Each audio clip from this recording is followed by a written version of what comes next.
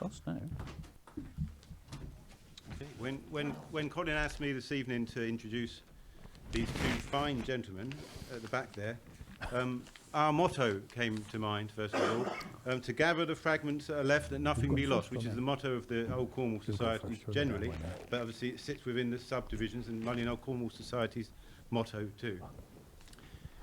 Two fine, outstanding examples of people who've dedicated their lives to that motto. They've been together a long time, I think 27 years, something like that, and recognised within Cornwall, which maybe get mentioned, both quite significantly for their contributions, of which they're going to share some of them fragments with us this evening, hopefully. If you've seen the poster, which we put out on Facebook, and anyone saw it all around the village, you'll notice that they look a bit younger in that picture. So you get a rough idea that they've been doing it together for a while. They perform Celtic festivals. I don't know whether it's outside Cornwall as well, but Celtic festivals and the Old Cornwall Societies in various places. We're in for good entertainment. It's going to be some fun. But I think also listen carefully for the history. I think we're going to hear some subtle understandings of Cornish history that's not maybe wrong, or maybe I'm wrong, but my sense of we might pick up a little bit of history along the way. So with no further ado, let's put our hands together for Paul Hodge, Bert Biscoe, Dow Vardh.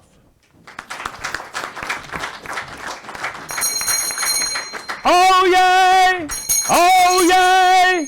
Oh yay! The Cornish city of Truro!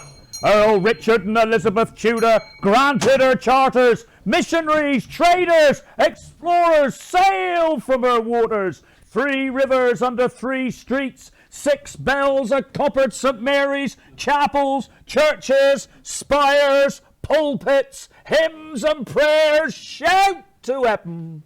Fine houses, bright shops, and at night the rhythm of the tide, the cry of gulls, the harmony of seasons. Oh yay! Oh yay! Truro, Cornish town, Cornish city, eat well, be well advised, drink wisely, come and return, return and return again for all of 1,000 reasons.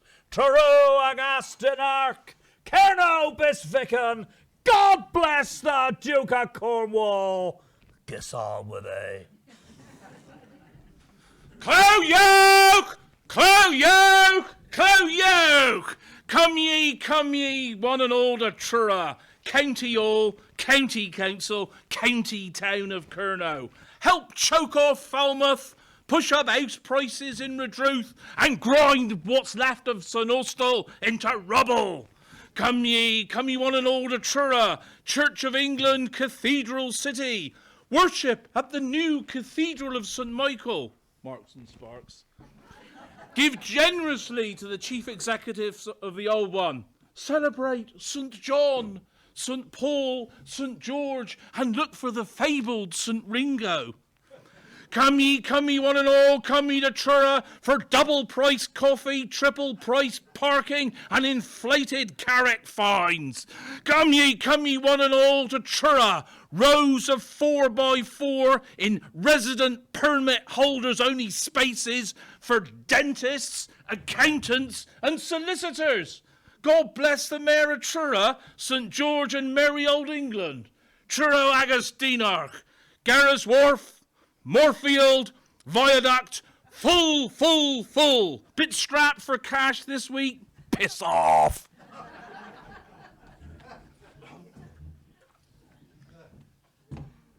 This is a story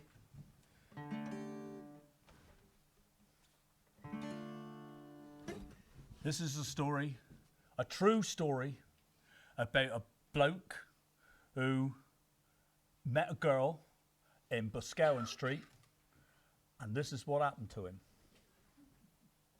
I wonder how I play it.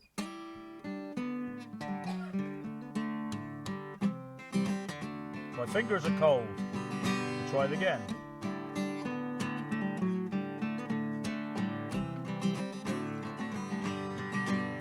Sit slippery. No.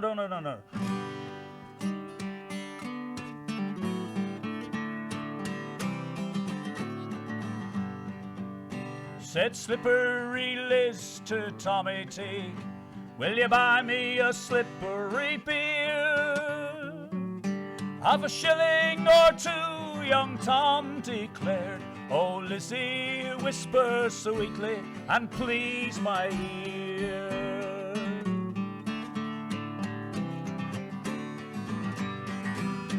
And down the hop strolled Tommy and Liz by Milliken's and Old Corn's brewery, past Mother Pierce's brood of 11 to the market house as judge and jury.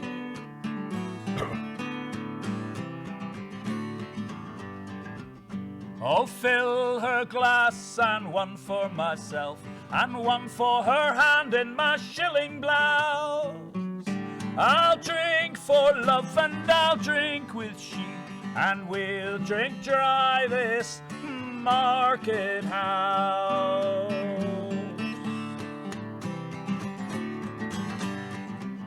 Oh, Lizzie, Lizzie, would you steal my change and leave me naught for our loving room? And shall I clout thee for the rogue you are, and beat thee black and blue with this broom?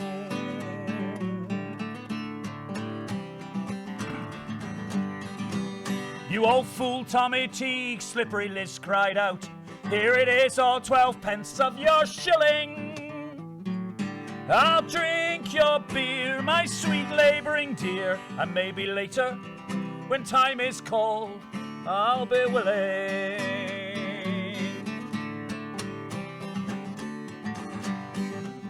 And you've lied to claim I stole your 4-bob, Biscoe Street, it's my borrowing beat. With my pitiably managed young head in court, there'll be no cell tomorrow for me, my sweet.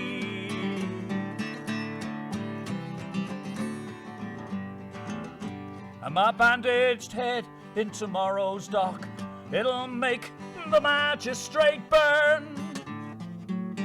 When next I see him, Mr. Mayor, it's you, young Tom, not he, I will spurn.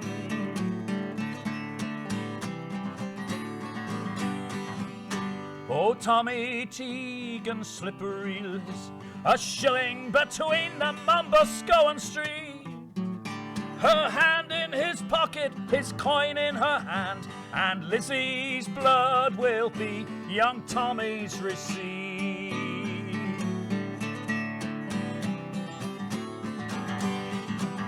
And Lizzie's blood will be young Tommy's receipt.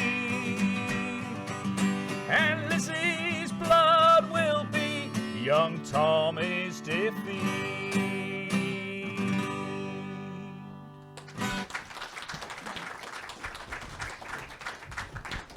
Gorthúchata, we are Dow Vardh, which is Cornish for two bards, because we are.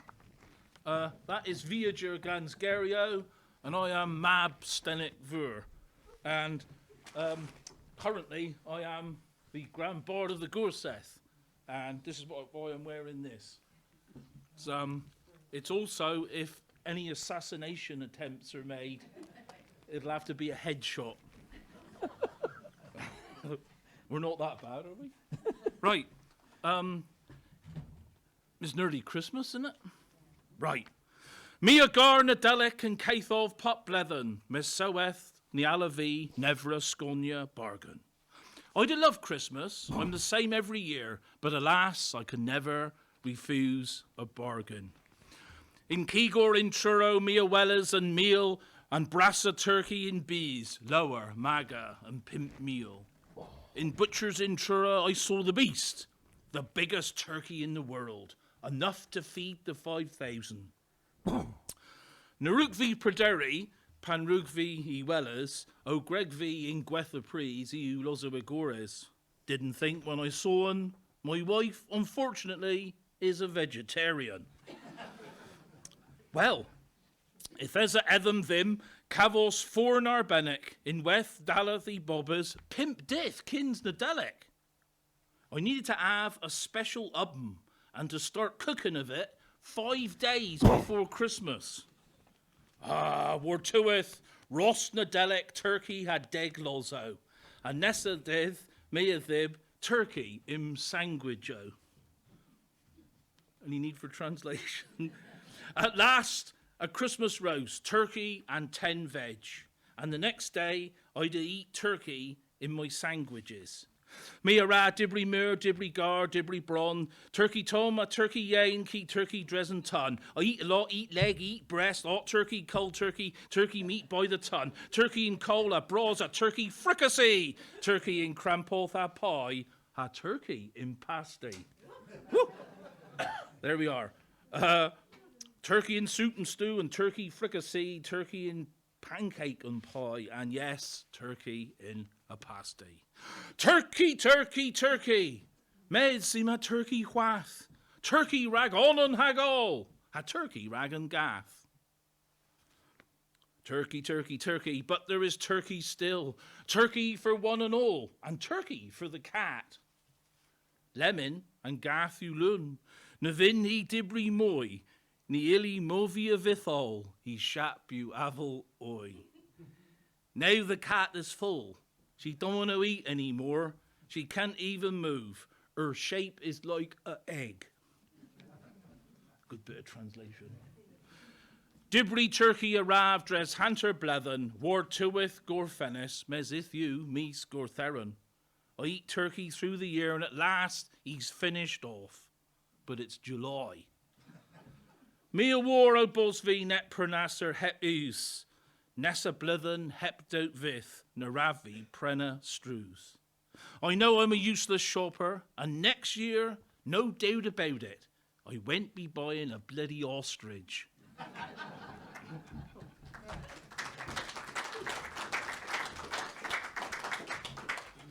This is called The Lord's Chord, and is a poem about a technical detail which nobody's thought about before. Well done, Joseph, and well done, Mary, and well done, the newborn Lord, and here's to the shepherds and the kings, 1, 2, and 3. But there remains a quizzical mystery about this holy nativity. Who was it who snipped the umbilical cord? I guess it must have been the Archangel Michael who cut and tied the Messiah's umbilical, and while the kingdom on earth filled a stable, 'twas old Mike disposed of the afterbirth, which explains above all other things why midwives all have archangels' wings. For on the cross with nails in his feet and palms spread wide to suffer for us, Michael's holy belly button knot is neatly tied and forgivingly discreet. Quickly done, without any fuss, this swiftly snipped and knotted umbilicus. Good job, someone in David's city was focused upon the nitty-gritty, and in that lowly old cattle shed kept a cool and practical head. So when Mary and her baby pose for painters and sculptors forevermore, nobody can say of this boy of Joe's, this son of man who's carried the can for Adam and Eve and original sin, anything but, what a perfect birth. But how sad the state of this planet Earth. And thanks to Mick, who in the thick of shepherds and kings kept a clear head, made the best of that shed and tied the umbilical cord of our newborn and troublesome Lord. Later on, I'll hazard a guess, Mike got a job with the NHS, a peripatetic maternity responder, no stable too lowly for Mike on his Honda.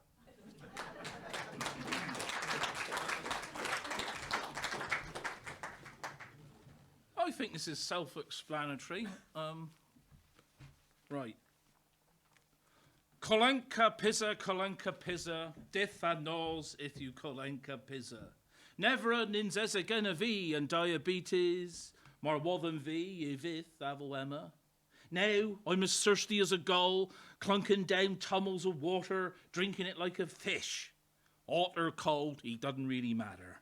These days can't pass a pisser without nipping quick inside. I'm drinking red wine, not beer, and my bladder is pea-sized.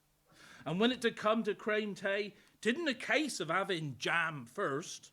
'Tis cream, more cream, no jam, being diabetically cursed. And now, forever and a day, banned I am from cakey trade. Never mind shop boughton, I can't even have homemade. Oh, ever seedy and saffron buns, all off the bloody menu for me.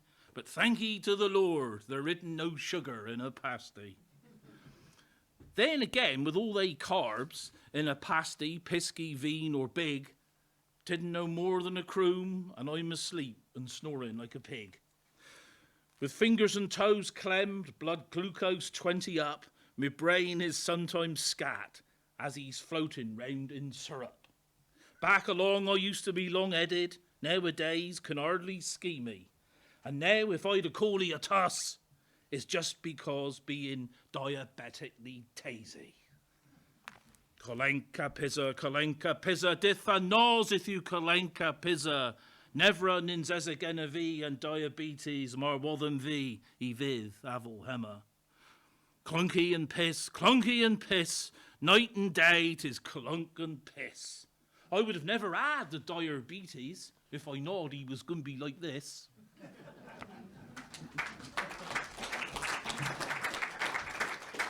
So there comes a moment in the life of every Cornish man. I'm afraid I can't say this on behalf of women. I can't empathise or share. I don't know what their experience is like in similar circumstances. But I'm sure that somebody will eventually take up the challenge and explain it to us all and enlighten and enhance our lives. This is the moment when it falls to every Cornish man to realise that the great weight of exile has fallen upon his shoulders. It's called a P24 and is set in Exeter's Service Station, Gents. Serried ranks of armitage shanks receive 1,000 golden streams, while silent relieving prayers of thanks ascend in ammonia clouds of steam. To the motorway services, gents, on cross-leg civilization reports as the rush of air conditioning vents disodors us paranoid caught nearly shorts, who, momentarily dispossessed of transport modules womb-like warm, clutch their collective bursting breast and like rats in a psychiatric tube perform.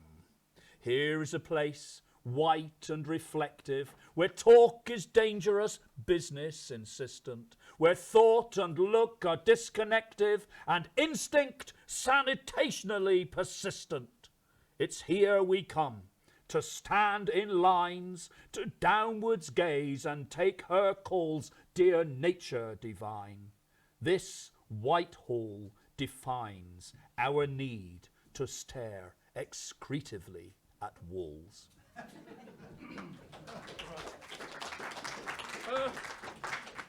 I thought I'd better put something a bit historical in, because what an introduction. Right, what's the best vacuum cleaner you can have? Oh, Hoover. Oh, one that cleans, yeah, a Dyson. All right. Oh God, this is so old, this poem. Right, so a Dyson. What happened was I sort of got caught off guard and agreed to have a bloke come to my house and clean a carpet and trying to sell me a Kirby vacuum cleaner. All right? Ooh. Anyone got a Kirby vacuum cleaner? Hell.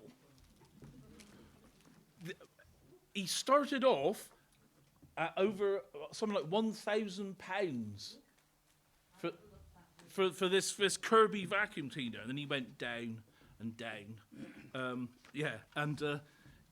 Me and the missus had to be there, and they did that thing of getting the boss to ring up halfway through the sales pitch, and is young Mike looking after you, and all this kind of rubbish. And we wouldn't move at all. You know, we weren't going to buy this thing. And it was sort of going on about, it takes particles of dust out of the atmosphere down to a micron. Do you know what a micron is? Well, yeah, 1 × 10⁶ meters. Oh, have you seen this pipe? Anyway, we wouldn't buy it, and he cleaned the carpet and sulked. Right, so that's what this poem is about. If you don't like historical things, it's about vacuum cleaners, and what it's really about, Johan will explain to you afterwards. Pimp Mornagans was a scythe and Gwithio Cetis Ragricordia Coronation Street. Ima Sow 3/4 than Gwerther Kirby. Young Mag. Ever Skull and Holland Celtic. Na Borthon, Eadrig Dawn in Lurlin, Agus Tiro Qui. Qui, Ray Lannis, Gansvax 1497. Miz, Nara and Scooble Sugna, a Hebleth, a Victor and Henry Saithbes, or Berry Vithor. Mez, Gans and Kirby. Gans Alcano, Splanahavel, Dragoon, Kembrick, Ginwaithus, Intar, Capperhag, Archipus, Italic, Gans and Nerth and Meal, Lands Connect, Dalminek. Ran and Lurlin Gernuic, O'Glanhays, Hablo Sabinus, Morlan, Avel Surrey, Podownans. Mez, Neosconius Balls, Kirby people, Gwel Eugenini, Trigger in Ploster and Amser Passus, in Most, Agan Yaith Celtic, Ifo, Iman, Net Cornel, Agan Chi, Avith, Bisvican, Plaws. 7:25, and the video is set to record Coronation Street. There's only 3/4 of an hour for the Kirby salesman, Young Mag. He spills the Celtic salt. Don't worry, they live deep in the carpet of your land. Now, you've cleaned with your Vax 1497, but the plastic cleaners of King Henry VII don't work. But with a Kirby, with metal shining as a Welsh dragoon sword, well engineered like an Italian arquebus, with the might of 1,000 German lands connect, part of the Cornish carpet was cleaned and shampooed, as clean as Surrey or Devon. But we refuse to be Kirby people. We prefer to live in the filth of a time past, in the dirt of our Celtic language. So there is some corner of our house that is forever dirty.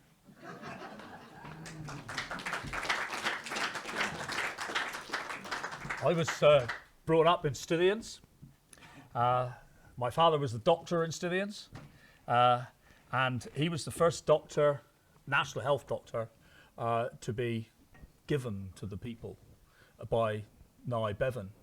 I'm not sure that my father quite saw himself like that, I have to say. I'm not sure that he understood quite who Nye Bevan was, actually, but still, there he was.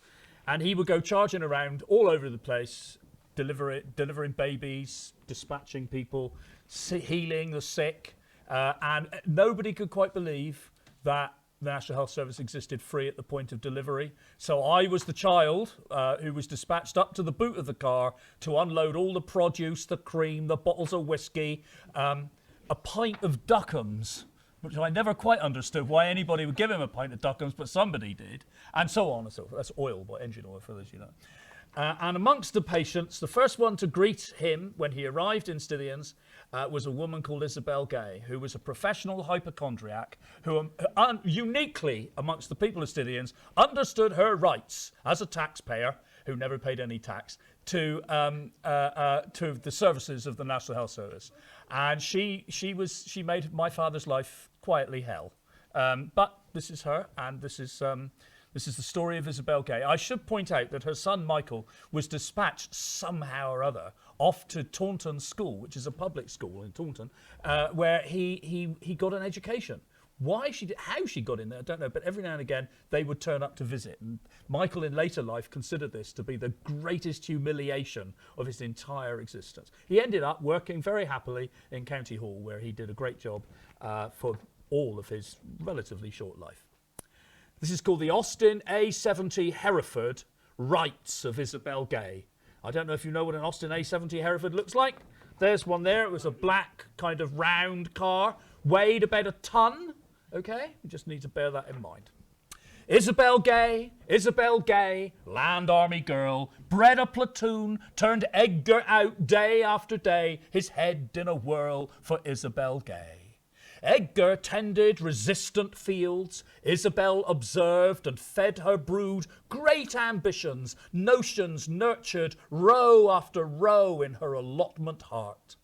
Michael told, after Michael toiled, in later evenings of his short-lived life, how Isabel and siblings appeared to visit one random day an Austin A70 Hereford full of love as he lumbered public school quads and corridors. She'd put him there, her person inside, equal, learned, the fees assigned to a bountiful lord who did provide, who drove Isabel in her dominion.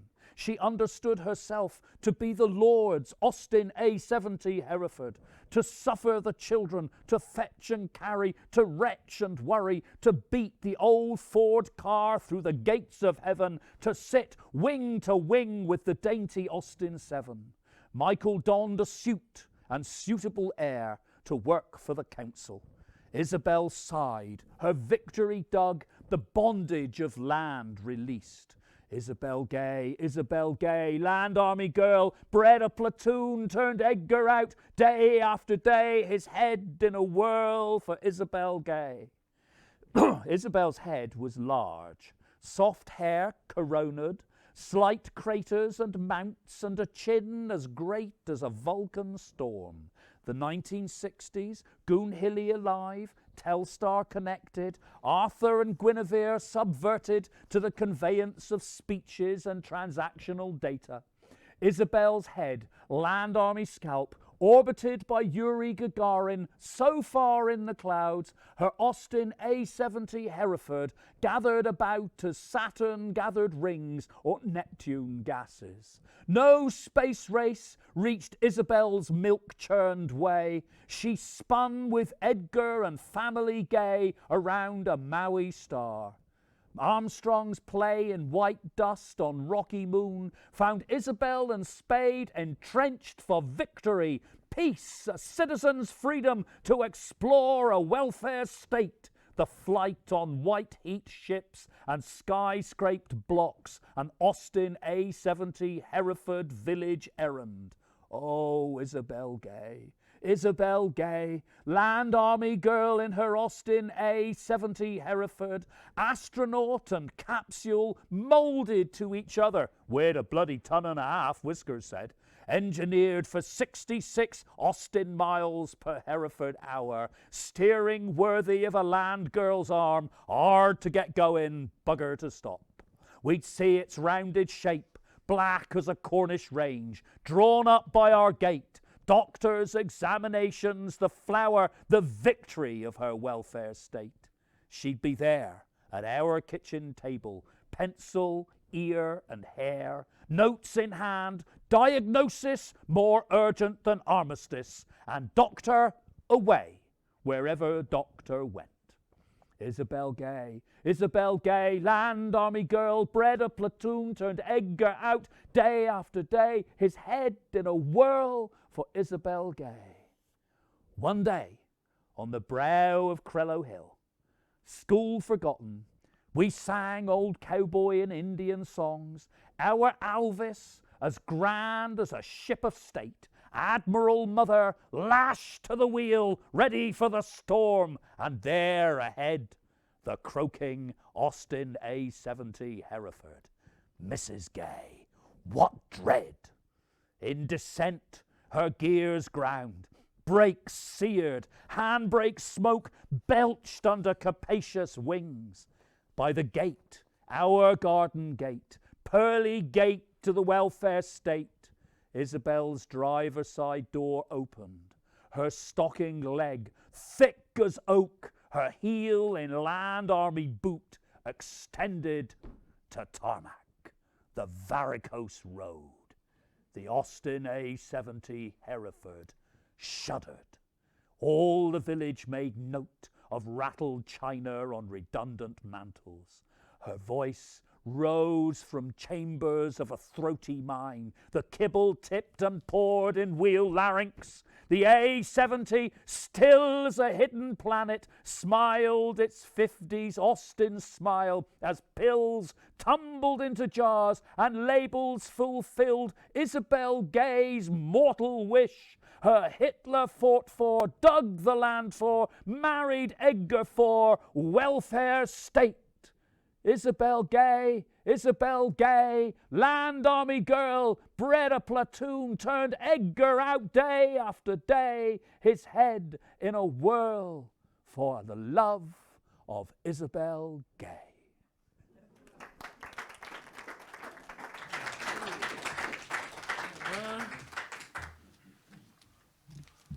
I'm really caught in two minds. Do you want something about Troon, or do you want something historical? Right. This is called Going Up Clubbery. Troon Club, we called them, and you could tell when you was talking to Emmett, because they called it the Cricket Club, see? No need to say cricket, because we all knowed that cricket and Troon was one and the same thing. Anyhow, Club was a cathedral where Peter John's Cookie and Carters strutted and rutted and drank like some priestly caste of demigods that they were. But Club was far much more than a manifestation of God's own game, and not a Methodist God either. Old woman Bennett's from up Latey Farm give to Troon land for a clubhouse, then tried to go back on her word on account of Club was to sell hard liquor. Too late, missus. Blowed up on the success of the Hague Village cricket competition, Club rose up, well, more spread out, like a giant jellyfish beached up, exactly like a great bungalow she was, where there was drop pop for the boys, a goodly top shelf for pissheads, and half pints of cordial and soda for 10p for us kids. That was a night out for us. There was Johnny and Jago, Bim Bent and Babs, Toshak, Boy Caddy, Sparrow and Spam. And in the snooker room, Machine Gun Couzin, Pemberthy and Pengelly became Berth and Gell. 'Twas black currant and soda till we was 18. Well, except on away matches of Troon Snooker B team, when us clunked down Spingo and Boys and I Speed Death, HSD. But Club was so much more to we. 'Twas where old man Pascoe got his name for jumping up when the cue ball was on the cushion. Springer! 'Twas where 100 beat you buggers with a bamboo victories. Old man Hodge took on Jago with a tip glued on to a bamboo, with Jago winning on a 4-cushion fluke on the pink. 'Twas where we all took the piss out of Bim Bent when he took Joe Jury up the Copper Hill. That's a place, not a... Then came the Reformation with Elgin Baptiste, the West Indian Martin Luther of St. Gluvius. He scat all us janners for 6 and then skiddled us out for a duck. The holy orders of the professional game. Chewed we up, and spat out the bits into the kennel of mediocrity. Now Troon Cricket Club didn't so much sink, but decay slowly, like an unloved fishing boat a year or two into decommissioning. Then one day, just like some old chapel, where the people, just for a croon, lost sight of their God and failed to meet, Club shut up. Yes, he did though.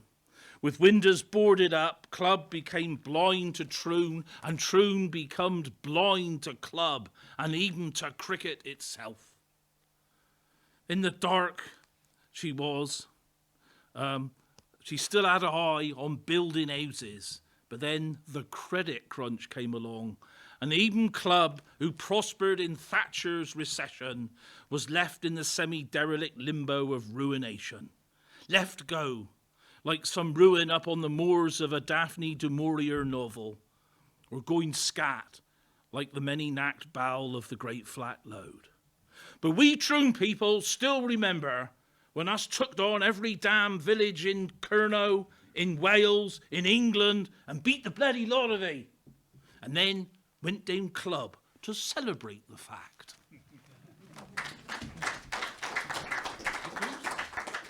This is entitled Poor Flippin' Goose versus Old Will Temby, and is a relatively true story. Mrs. Carter looked us up and down, two short, dishevelled boys from town, pulled her boots on in the room, and handed each of us a broom. "Follow me," she barked. "Wait there." There was a trace of wood ash in her hair, a converted Pullman beside the yard, scrap metal mountain, a goose for guard. She entered first, gripping her broom. "Keep your eyes peeled, boys. Don't presume that this bird has any kind of respect or fear or curiosity to politely inspect. Nope, he'll go for your groin or your throat. He's as tough as a boot and quick as a goat." As we watched Mrs. Carter's unladylike fight to enable our scrapyard Klondike, to find an engine for our prog rock van, to get the band to England to make it, man, I recalled from the pool of unreal dreams a morning in the village, riven with screams. The Port Leven merchant with freshly caught mackerel, ling, hake and crab had brought to sit on his scales like the devil incarnate, with muscular neck and a head full of hate, and wings which stretched when fully spread from Elston town clock to Mullion Head, like the spirit of King Arthur's chief mechanic, whose vicious machines designed to cause panic, a conjurer's engines made of shadows and spells and mistletoe riddles and oceans in shells, to move among Saxons, wraiths of the night, and choke the invader with a grail of spite. Mother had hesitated, her purse gaping wide. Port Leven's finest had struggled to preside, but pulpit and hellfire crushed Anglican pride. Coins jingled reluctance across the divide, till Mother possessed a bird, wild-eyed, 4 foot tall and 5 foot wide, and madder than a hatter in a trouser press, with time to kill and an emperor to dress. This deposed monarch of a farmer's yard took the shift to Doctor's shed mortally hard. He sat on a black mountain of anthracite stored to warm old widows on Christmas night. And Doctor, a healer, a general practitioner, who'd no stomach for Lord High Executioner, stood at the door of his occupied shed and scratched till it bled his medical head. "Oh, this is no way, my dear, to keep our house," though he'd said the same when trapping a mouse. "We'll freeze to death with an empty scuttle, a goose for our good and fear for our chattel. I've patients to visit and sickness to cure, a goose in my shed, oh, what trouble I endure." By this time, the whole village was alive and standing in wonder on Doctor's drive. "He've a goose in the house," old Granny Price whispered to Annie. "Ain't that nice?" Mrs. Bowden and Mildred suspended discussion down shop of matters tickly and hotly flushing to whistle between their national elf teeth, "Best do something, or else there'll be grief." While Doctor was wondering if a sleeping pill on a stick might assist, somebody said, "Will.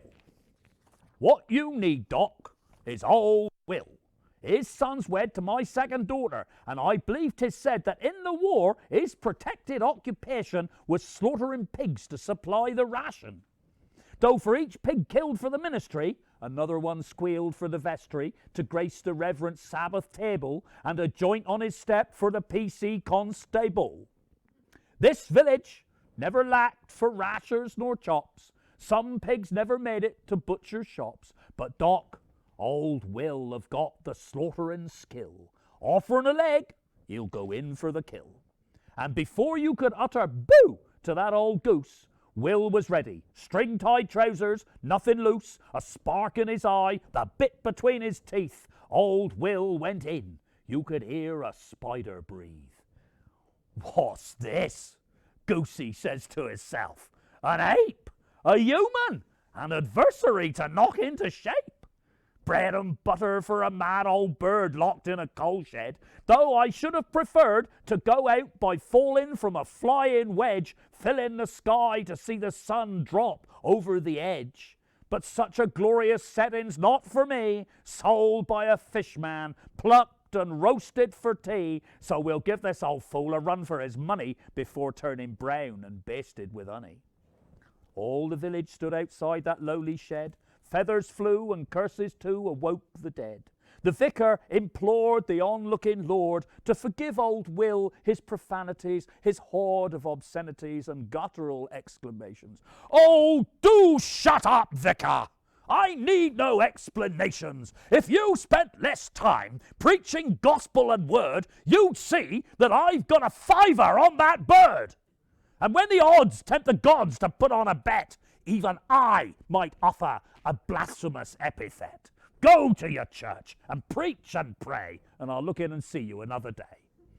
So the vicar retired to hoover the nave and bound the plot of his pastoral grave. The noise was beyond the terror of battle, made worse by Doctor hammering his scuttle with the back of the blunt old carving knife he'd used to slice his anthracite guardian's life once Will the slaughterman had prevailed, and this crazy flying zealot was at last impaled, and he could purr like a caroling choir before the flames of his sitting-room fire. But hours flew by. The curses grew dark. The village settled in, a flint found a spark, and a fire was lit, and carols were sung, and old Will breathed feathers into his lung. Hot chocolate and cold sausage rolls, blankets and forgiveness for these village souls gathered there in the doctor's yard to see if Goose or Will, bloody and scarred, would emerge the victor of this Third World War and leave the other spread over the floor. Suffice to say that evolution has equipped the ape with a brain to master the script, and it was, of course, old Will who emerged to declare, "At last, this goose is mortally purged. Covered in feathers, clotted with blood. I need some patching, Doc." "Is that old God?" "Am I handsome? I've sat in pews to hear your word. Nowhere in Genesis did you mention this bird. I gotta say, though, almighty you may be, and the devil downstairs you fought incessantly, you ain't no match for a Portleton goose, sold in Scythians, soused in orange juice, and served up with taties and gravy stirred. Good Lord, you ain't no match for that there bird." And the Lord turned from his heavenly throne to look down upon Will, standing alone. "Damn it, William, your lord's lost his bet. Have you no pity for a deity in debt? I had my eternal shirt on you to lose. Don't think of me, son. I backed the goose." And mother, she never again tempted heaven for a bargain from a fishman from over Portleton.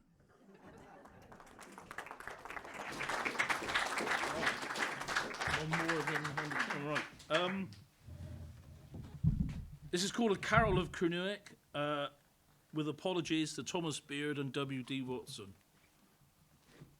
And you for what I'm about to do. Grún Gwynus the Galennen Marwyn Havolrú Adenethus O Jesus and een Mabadhu. Well, I sang the first verse, and a few of ye in the collar goldfields did recognise him. Now there is a Christmas miracle. Grún Glasus the Galennen Marlas Avol when a judges O Jesus a Croesus in Pren. And a cousin Jack in Ballarat, or was it Moonta or Cadena, thought him fiddy enough, but then he was the tone-deaf one. Grún Duus the Galennen Marthu Avol glow, Amaru O Jesu Hagorus in foe. Then a pair of 5 or 6 over to Africa started to join in. Wouldn't in Cernuneg, though it might have been Zulu or Zoxo. Grun Ruthus the Galen and Maruth Avel Ros. A de circus so Jesus a feathers and nose. Then some over to the Great Lakes recalled the chorus. So I just say to all of ye, to Cousin Jacks and Jennies of the Collar Goldfields, down to the Copper Triangle, over to the Rainbow Nation, up Michigan State. And here, let's all sing the chorus together, no matter if he's in Urdu, Pitangara, or Zulu, or Ojibwe, or in Kernuic, like I tried to do a croom ago, or even in English, like the old Tinners and Bellmaids of Wheel Unity, Paul Dice, and Trezevine. So, on, dow, tree. All right, maybe next year.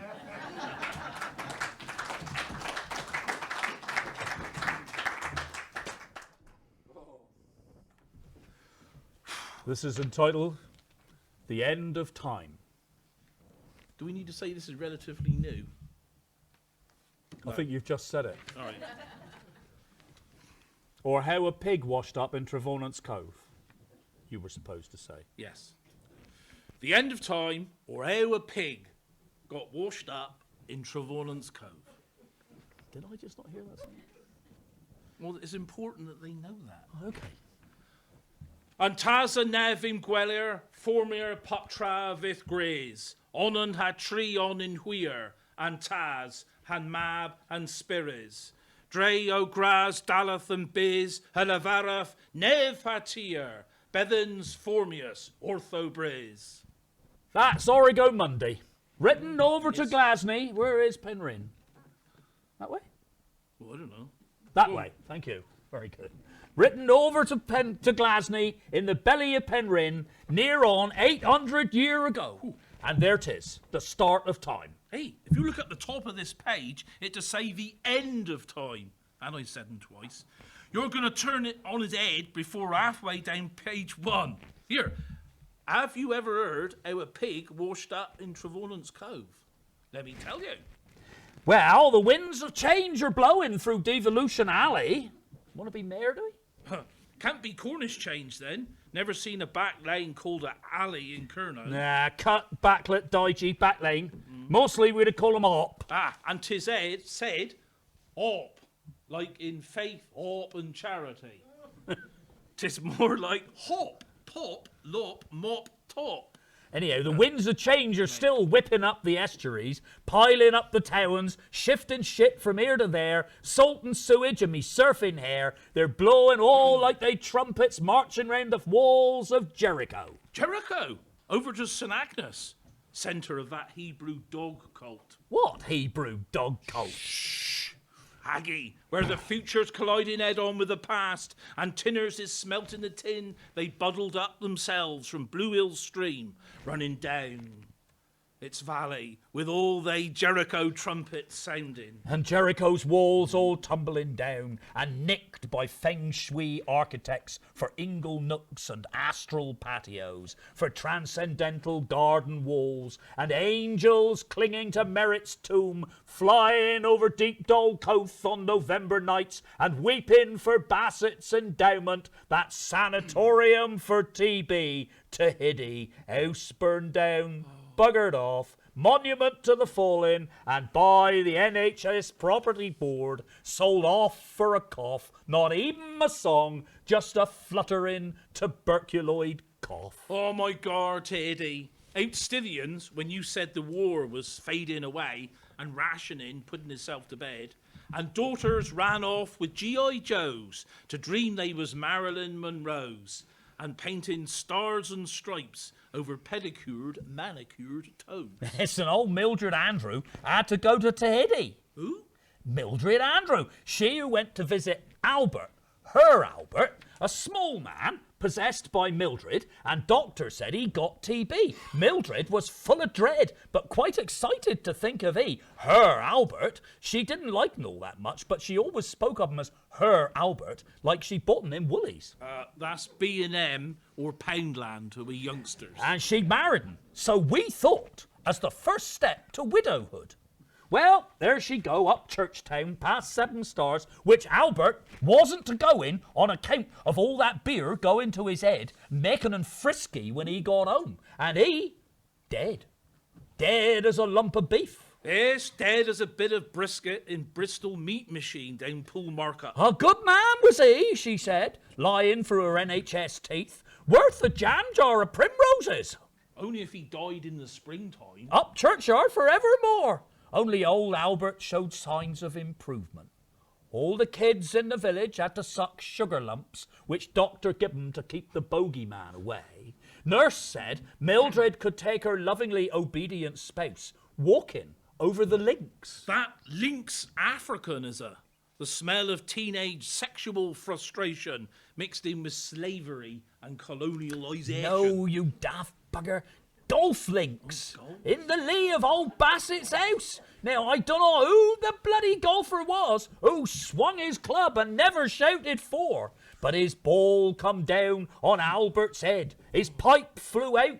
A hole in one. Up went his toes, out like a light, and Albert Andrew dropped down. Dead. Dead? Dead. Down by a golf ball in Bassett's backyard.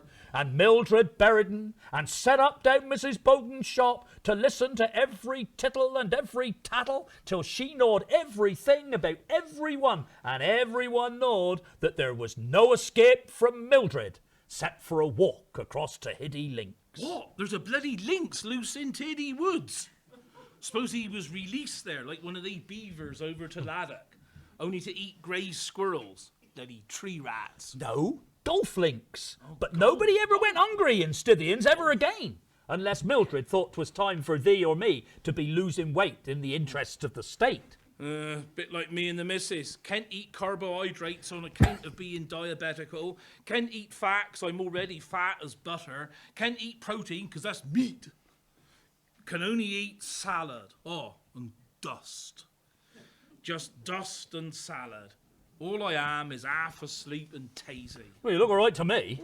Anyway, she and Mrs. B would stand either side of the counter, Phyllis calculating, clinking change and twisting paper bags of yeast and dry banana and rice and curry powder and Cerebos salt and dreams of erotic paradise in lands beyond the labels of camp coffee and bounty coconut bars. And all they, living in mortgage houses, would come speeding through the village on their way to Truro, collecting kids in Leyland cars and fumes from internal combustion belching and spluttering by the door, while kids with pennies to spend on farthing chews for rotting teeth told Phyllis and Mildred how our hospital up Trelisk was delayed by the archaeologist Thomas chasing Iron Age ghosts around their graves to find out what was like all the years ago, before in the back of beyond, before old Reg, the Norman Earl, invented bloody Truro. And the Norman new town of Lanson. And all they... Ha! And Restormal Castle. So Nei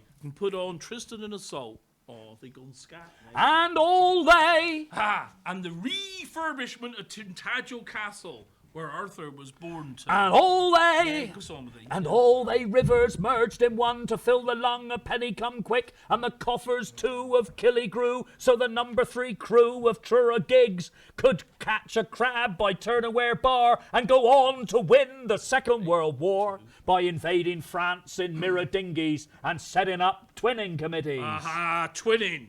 That's where the good burghers of Truro, to learn le langue française, and the good people of Morlaix are dragged into the tyranny of the Anglosphere. And old de Gaulle coming en vacances to declare Vive le Camborne!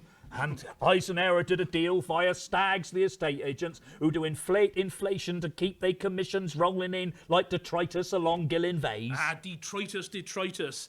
That's Southwest water shit lying all over the Duke's foreshore, decorating Cornish beaches after a drop of rain. And the shores of Par, where men turn white and wheezing for the mining and drying of China clay. Kaolin and morphine in little green bottles hanging on the wall, and Captain and Mrs. Treglone weed in the garden and awaiting the fall.